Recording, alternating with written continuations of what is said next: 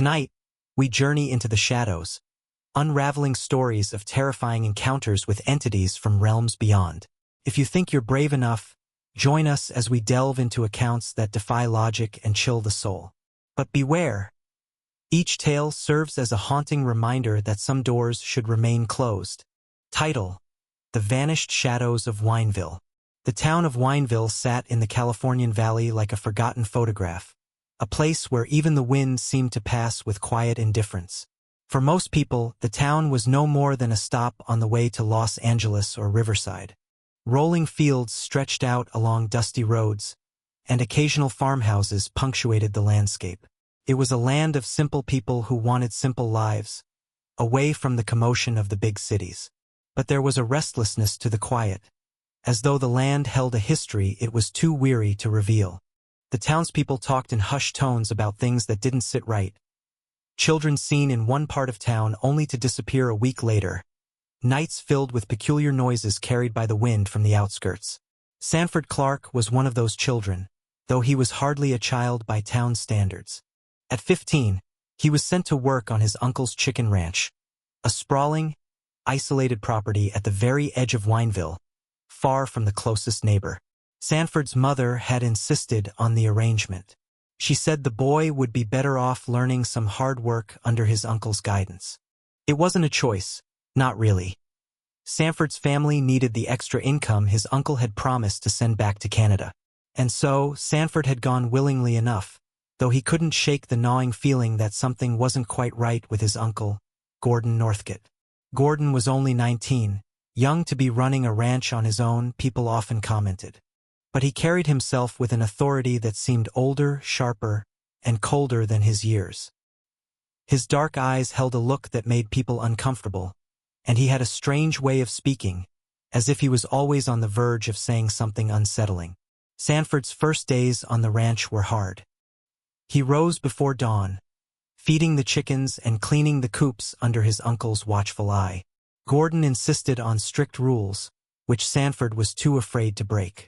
"My land, my rules," Gordon would say, his voice low and firm, often followed by a stare that made Sanford's skin crawl. It wasn't long before Sanford noticed things that made his heart pound a little faster. Some nights, after he'd finished his work, he'd hear Gordon and his mother, Sarah Louise, talking in harsh whispers outside his room. The words were never clear, but the tone carried an edge, angry, conspiratorial. He didn't dare ask about it. He knew better than to question his uncle. But one night, he couldn't help himself. He heard something, a sound, faint but distinct, coming from the darkened area beyond the coops. At first, he thought it might be an injured animal, a wounded coyote or a stray dog. But as he strained to listen, he realized it sounded like crying. He told himself it was his imagination, the product of long hours and endless labor. And yet, the next night, the sound returned, softer but unmistakable. This time, Sanford was sure it was a child. The fear tightened in his chest, but he forced himself to breathe, to stay calm. Whatever it was, he told himself it wasn't his business. His uncle had made that very clear. Back in Canada, Sanford's sister Jessie felt a growing sense of unease. Sanford's letters were brief and hesitant, filled with short sentences that revealed little about his life at the ranch. He mentioned the work, his uncle's strict rules, and little else. But Jessie could read between the lines. She could see the heaviness in his words, a subtle fear that couldn't be explained by hard labor alone. One night, after receiving yet another letter with Sanford's vague reassurances, Jessie couldn't bear it any longer. She packed a bag, telling herself she'd only stay for a few days. But deep down, she knew she wouldn't leave until she understood what was happening with her brother. Jessie's arrival in Wineville was greeted by a landscape of open fields and vast emptiness, the air thick with dust and the scent of dry earth. The journey had been exhausting, and she felt a sense of foreboding as she took in the quiet, desolate surroundings. She rented a room at the town's only inn, planning to visit Sanford the next morning. As she lay awake in the unfamiliar bed, the silence seemed to press in on her, filled with an intangible weight. When morning came, Jessie made her way to the ranch. She arrived to find Sanford working alone by the coops, his thin frame silhouetted against the rising sun.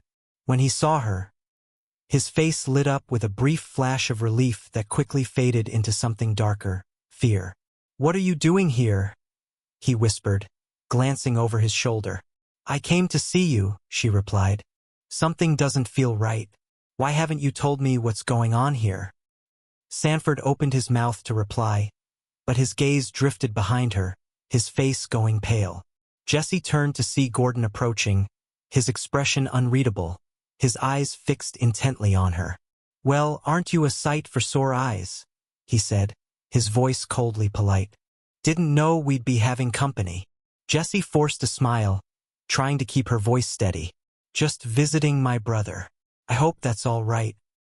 Gordon's lips curved into a thin smile, but his eyes remained hard. "Of course. Family's always welcome," he said, though there was no warmth in his tone. He glanced at Sanford. "But make sure you don't distract him. There's work to be done." Jessie nodded, watching as Gordon turned and walked away. She felt Sanford's grip tighten on her arm, his face etched with worry. "He doesn't like visitors," Sanford whispered. "We need to be careful." Over the next few days, Jessie sensed the dark undercurrents of the ranch more vividly. Sanford's unease was palpable, and she could see the toll it was taking on him. There were bruises on his arms, faint marks that he tried to hide. When she pressed him for answers, he grew silent, his gaze fixed on the ground. It was on the third night that Sanford finally broke his silence. They were huddled in the small room Jessie had rented in town, away from the prying eyes of his uncle. "He makes me do things," Sanford whispered, his voice trembling. "Things I don't want to do. I've heard crying at night, coming from the barn. I think there are other boys, Jessie, and they're not safe." Jessie felt a cold dread settle over her as she listened, the words heavy with an unspoken horror. The pieces began to fall into place, and she realized with chilling clarity that whatever was happening on that ranch, it was far darker than she could have imagined. Jessie is more determined than ever to uncover the truth about her brother's disturbing revelations. Her suspicion that something is deeply wrong at the ranch grows stronger, but she knows she must be cautious in approaching her uncle. Sanford, terrified and with few words left, hints at witnessing things that still haunt him. Jessie quietly warns him that he may have to tell the authorities the truth. As Jessie navigates her suspicions and fear, she realizes she cannot do this alone. The local sheriff is a known friend of her uncle, making it difficult for Jessie to approach him without putting herself and Sanford at risk. Instead, she contacts a trusted friend back in Canada, who agrees to reach out to higher authorities on her behalf if she goes silent. Jessie's anxiety intensifies as she senses Gordon's growing suspicion of her presence. Jessie decides to visit the barn in secret, hoping to find evidence of the crying Sanford described. She knows Gordon will be away in town for a few hours, so she cautiously enters, finding the barn as eerie as it was in her mind. The smell is overwhelming, a mix of hay, chemicals, and something she can't identify. In a dark corner, she notices a stack of rags covering a shallow pit. As she peers in, she finds bits of torn cloth, small items, trinkets, toys that look out of place. Suddenly, she hears footsteps behind her. Sanford has followed her, his face pale. He begs her not to look any further, warning that Gordon will know someone has been in the barn if anything is moved. Jessie heeds his advice, but as they leave, she pockets a tiny, rusted object as proof of her suspicions. Back at the ranch, Gordon's demeanor becomes more hostile. He questions Jessie's presence and reminds her that Sanford has responsibilities here, implying that she should leave soon. Jessie notices his eyes drifting to her pocket, a flicker of suspicion crossing his face. She manages to hide her fear, but she realizes Gordon might know she has found something in the barn. That night, Jessie takes Sanford into her confidence, urging him to leave with her. Sanford hesitates, torn between fear of his uncle and loyalty to his sister. He reveals more of the horrors he's witnessed but admits he doesn't think he could escape without being caught. Jessie, however, begins to devise a plan. Days pass, and Jessie grows restless, knowing that her window to escape is closing. Her friend in Canada contacts her with troubling news. The American consul in Canada has received information on Wineville and is taking an interest in the case. This surprise gives Jessie hope that help might come sooner than expected, but it also means that her time is short, as Gordon's paranoia is growing. One evening, Jessie receives a bizarre phone call from a number she doesn't recognize. The voice on the other end warns her to leave Wineville, as she's too close to something dangerous. Jessie's heart races, and she tries to trace the source, but the caller hangs up. She suspects that Gordon has connections beyond the town, a network of people aware of his activities and willing to protect him. As Jessie's fear escalates, she decides to make a move. She tells Sanford to meet her after dark at the edge of the ranch. They'll slip away under cover of night and head for the nearest town, where Jessie hopes to find refuge until help arrives. Sanford, still terrified, hesitantly agrees, though the thought of abandoning the ranch fills him with dread. However, before they can escape, Jessie realizes Gordon is onto them. He mentions her leaving plans in a casual but unsettling way, implying he knows more than he lets on. Jessie grows more paranoid, feeling as though they are being watched at every turn. Finally, the night arrives for their escape. Jessie and Sanford meet at the agreed spot, both tense with fear. They make their way along the fence, careful to avoid making any sound. Just as they think they've escaped, a truck pulls up on the road ahead of them. Gordon steps out, his figure backlit by the headlights, casting a long, ominous shadow. With nowhere left to go, Jessie and Sanford freeze as Gordon approaches, his voice low and mocking. He grabs Sanford, demanding to know what they were planning. In a final act of desperation, Jessie manages to break free and runs, telling Sanford to meet her later if he can. Jessie returns to her rented room, her mind racing as she tries to think of her next steps. She has evidence now, but her brother's life is at stake. Frantic, she prepares a letter detailing everything she has uncovered, intending to send it to the consul in Canada. However, as she readies the envelope, she hears heavy footsteps outside her door. The door swings open, and there stands Gordon, his face dark and menacing. He approaches her with slow, deliberate steps, his eyes gleaming with anger and a hint of satisfaction. Jessie realizes she may have been naive to think she could outsmart him. Gordon issues an ultimatum, warning Jessie that if she doesn't leave Wineville and return to Canada, he'll make sure Sanford pays the price. He reveals chilling details about his actions on the ranch, hinting that her brother is implicated in ways she could never imagine. Jessie, horrified, tries to reason with him, but Gordon remains cold, offering her a thin smile before leaving. Jessie is left to wrestle with an agonizing choice: abandon her brother and ensure her own safety, or stay and risk both of their lives. She knows that, if she leaves now, Sanford may never escape the horrors of the ranch. Determined not to leave her brother behind, Jessie decides to take a final risk.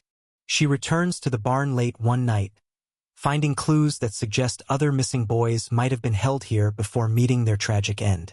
With newfound resolve, she decides to confront the town sheriff, hoping he'll take her seriously despite his friendship with Gordon. The sheriff is dismissive at first, but Jessie's persistence and the evidence she's collected eventually sway him. Reluctantly, he agrees to follow her to the ranch, although he warns her to remain cautious and avoid provoking her uncle. When they arrive, the ranch is silent and dark. The sheriff, growing wary, tells Jessie to stay back while he investigates. Jessie waits anxiously outside the barn, her heart pounding. Moments pass, and she begins to wonder if Gordon has escaped or hidden any evidence. Suddenly, a gunshot pierces the air, followed by a tense silence. Jessie watches in horror as the sheriff stumbles out of the barn, injured but alive, muttering about the horrors inside. Jessie realizes that they are dealing with someone far more dangerous than they anticipated. Following the sheriff's injury at the ranch in Part 2, Jessie realizes that she must be the one to act. The sheriff, now fearful of Gordon's influence, refuses to pursue further investigation without stronger evidence. Jessie feels the weight of responsibility on her shoulders and decides to return to the ranch alone, knowing it may be her last chance to uncover the full truth. Late at night, she searches through the barn, finding hidden notebooks and ledgers filled with unsettling details about Gordon's activities. There are references to names and dates that match recent disappearances in the area. Jesse also finds Sanford's name marked numerous times, further proof of the abuse he has endured. Desperate and out of options, Jesse reaches out to locals in the neighboring town, subtly hinting about the horrors she has witnessed at the ranch. She manages to gather the courage to tell a sympathetic local newspaper journalist, who had heard rumors of disappearances near Wineville. Intrigued, the journalist agrees to meet her in secret to document her story. They meet late at night in a dimly lit diner, where Jesse recounts the gruesome details of her brother's plight and the atrocities committed on the ranch. The journalist, horrified, vows to help but cautions Jesse that Gordon may have powerful allies. Jesse knows that time is running out. Gordon is suspicious and watching her every move. Jesse confronts Gordon one last time, intending to expose his crimes. Gordon, aware of her efforts to involve outsiders, taunts her, revealing a darker side she hadn't fully seen before. He describes his actions with chilling indifference, expressing no remorse for the lives he's taken. The confrontation escalates into a struggle when Sanford, who overheard their argument, tries to intervene. He lashes out at his uncle, fueled by anger and desperation, giving Jesse a chance to escape. However, in the ensuing chaos, Gordon threatens them both, making it clear he has no intention of letting them go. Realizing the gravity of their situation, Jesse devises a plan to leave Wineville with Sanford once and for all. With the help of the journalist, she arranges a hidden getaway route, planning to rendezvous at a remote location outside town where a car will be waiting. On the evening of their planned escape, Jesse and Sanford move cautiously, knowing that any sound or slip-up could alert Gordon. They move through the barn and out to the surrounding fields, staying low and out of sight. The darkness works in their favor, but their nerves are frayed as they imagine Gordon discovering their absence. As Jesse and Sanford make their way to the meeting point, they hear footsteps and recognize Gordon's voice in the distance. He has discovered their absence and is searching the grounds with a flashlight. The siblings crouch low, hiding in a ditch as he passes, barely breathing as the beam of light sweeps overhead. A chase ensues as Gordon realizes they've escaped, but the siblings manage to stay just ahead of him, weaving through the trees and brush until they reach the road. Just as they think they've escaped, they see Gordon's truck approaching. Jesse and Sanford sprint toward the rendezvous point, where the journalist's car awaits. Finally safe in the car, Jesse and Sanford breathe a sigh of relief, but they are far from safe yet. The journalist takes them to a nearby town, where they meet with authorities from a larger jurisdiction, giving their full statement. Jesse presents the evidence she gathered, and Sanford confirms it all, recounting every harrowing detail. With their statements taken, the authorities raid the ranch, finding grisly evidence that confirms Jesse and Sanford's story. Gordon is arrested, his crimes exposed, and the town of Wineville faces public scrutiny as the truth emerges. Following Gordon's arrest, Jesse and Sanford attempt to rebuild their lives. The story of the Wineville ranch becomes national news, with journalists and authorities piecing together the horrific puzzle. Jesse feels a deep sadness for the lives lost, but relief that her brother is finally safe. Sanford is placed under protective care, receiving psychological help for the trauma he endured, while Jesse becomes an advocate for victims' rights, determined to honor the memory of those who suffered at the hands of her uncle. The residents of Wineville, horrified by the revelations, push to have the town's name changed, erasing the shadow that Gordon cast over it. Jesse watches as the town transforms, officially renaming itself Mira Loma in an attempt to bury the past. Jesse realizes that, while the town's name might change, the memories of what happened will remain with her and Sanford forever.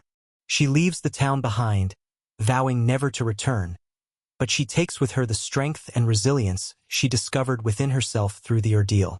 As years pass, Jesse and Sanford find ways to heal from their trauma. Jesse, still haunted by memories of the ranch, keeps a journal where she records every detail, as a way of making peace with the past. Sanford, although scarred, begins to find small joys in life, determined to live free from the horrors he experienced. The siblings remain close, finding solace in each other's presence. Despite the shadows that linger in their memories, they have a sense of closure and resilience. The nightmare of Wineville may never fully fade, but they have emerged stronger, survivors of a darkness few could comprehend.